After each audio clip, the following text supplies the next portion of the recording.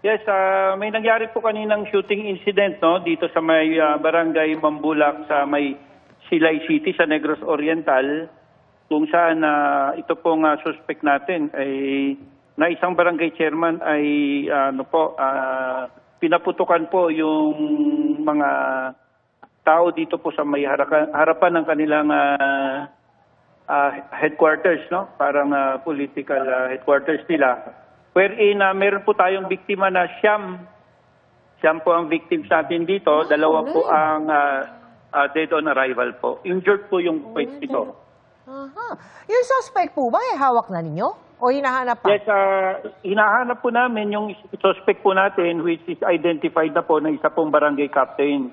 At ongoing pa po yung manhunt sa kanya kasalukuyan po. Opo. Masasabi po ba na itong kaguluhang ito ay election related, sir?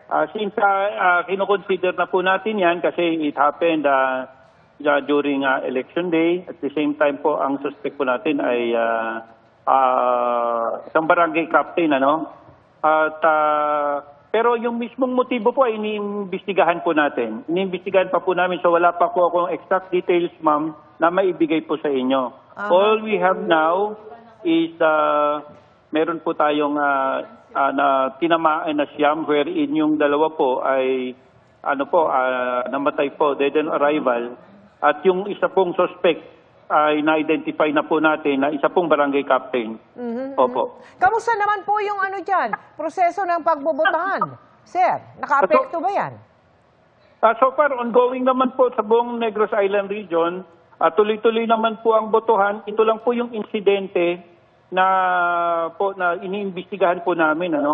So far, wala pong ibang mga major incidents all over Negros Island region, including Siquijor.